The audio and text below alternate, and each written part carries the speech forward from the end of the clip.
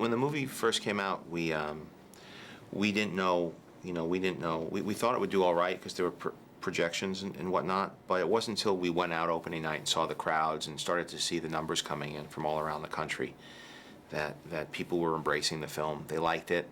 The notices had been good, which was always nice. You don't always expect good reviews from a film like this. And between that and the response of the crowds and people saying that they were seeing it time and time again, it was great. And we got to actually go and feel some of that energy in the room. We would go to the theaters. We would even intro the show sometimes and surprise people.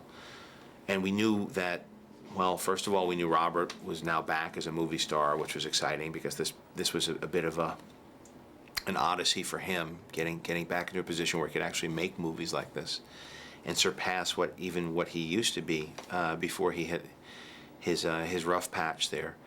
And then for me, it just allowed me to be considered a director of a whole new type of movie, not just comedies or the smaller independent films, but this opened me up a great deal. So this was a big turning point, and we knew that we probably would end up doing another one together. We put a lot of energy and effort into making the film something that lives up to what we hope people have come to expect after seeing the first one, but yet doing it in an unexpected way. We added some new cast members.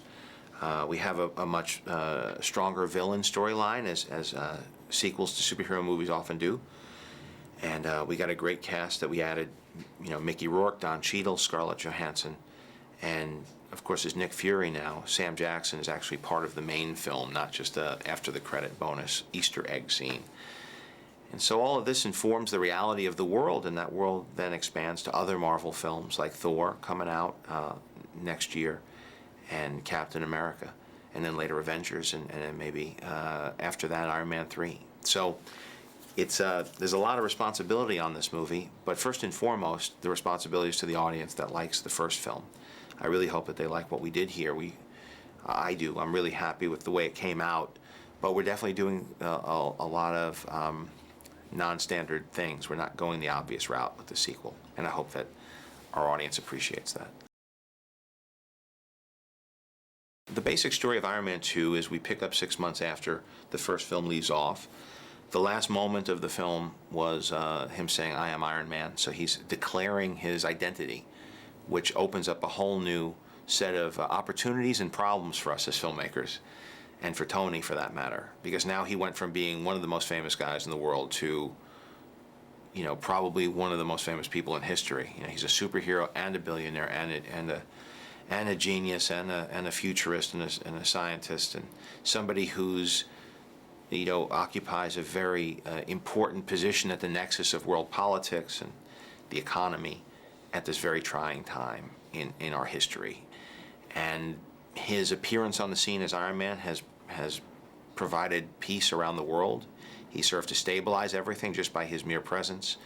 And now the world is changing for the good, and hopefully he's delivering on the promise, after saying he wasn't making weapons anymore, to use his resources to make improvements in the world. That's where we find him at the beginning of the film. What he doesn't count on is Mickey Rourke popping out of the shadows, and he's also somebody who has a similar background to Tony, although his father was a scientist during the Cold War, who had been isolated. Well, Whiplash is a villain from the comic books. He's not very impressive in the comics at all. He looks like he's in spandex or lycra bodysuit. I think he wears purple. He has a big plume coming out of his head, big feather. And I don't know what was the inspiration. I think they were running out of ideas. But the idea of a character that uses whips was interesting. And then there's Ivan Vanko, who's the name that we use for Whiplash, who's really the Crimson Dynamo, the name of the person one of the people who was in the Crimson Dynamo suit, which was during the Cold War the Soviet version of Iron Man. There was Crimson Dynamo, Titanium Man. There were a lot of suits running around. Times have changed, and we wanted to make the story reflect our times more, and I wanted to preserve the Russian heritage of our villain, but a Cold War military villain did not seem appropriate. And so the idea of Mickey Rourke as this ex-con with prison tattoos and an underworld figure from that part of the world was really exciting.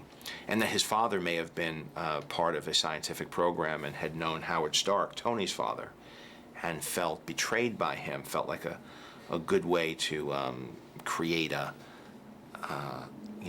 really good motivation for this villain to crawl out of the woodwork and go after Tony. Scarlett Johansson's a great actress and really came after this role very hard. I respect her work in the independent films. I didn't really see her as an action hero, but she assured me, and she lived up to that assurance that she was going to train really hard, get ready for the role. She really wanted to do a movie like this, and she liked the first one a lot. And what's nice about this franchise is that it's for people who like big movies, but they know that, at least for actors, they know that as a filmmaker, I really care about what they do, and I want to showcase the talents of the performers and make a movie that they can be proud of as actors, and they're not just window dressing for all the special effects. And so we explored what this character would be. She has two aspects to herself, and opens up the door to, as being Black Widow, to the Avengers later. The central relationship from the first film was Pepper Potts and Tony Stark. We wanted to explore that further. One of the reasons we added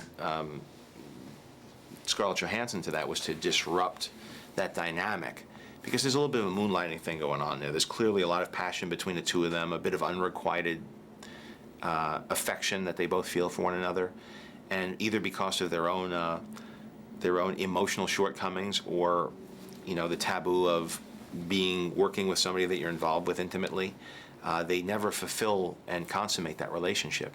And so that tension was the basis for the first movie in a lot of ways, and in this one it's expanded even further.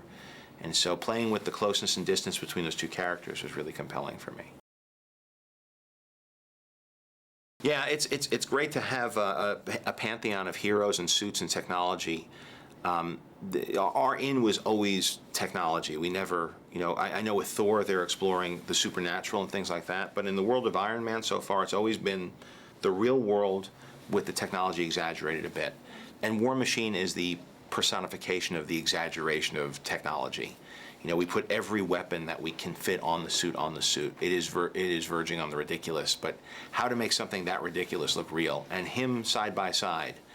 It seems like such a graphic combination. It's you got the 49ers and the Oakland Raiders next to each other there, and everybody has a favorite, one or the other. Some people just like the raw, unpolished energy of War Machine, and in the way we animated him was much rougher and a little less with less finesse. And then you have Iron Man, and Iron Man is much sleeker. We've sleekened the design of the suit, added more weapons, and even his fighting style has become sleeker, because figuring he's really gotten good at the suit. And so you have two different styles of fighting and two different styles of weapons. So that's exciting for the fanboy in me.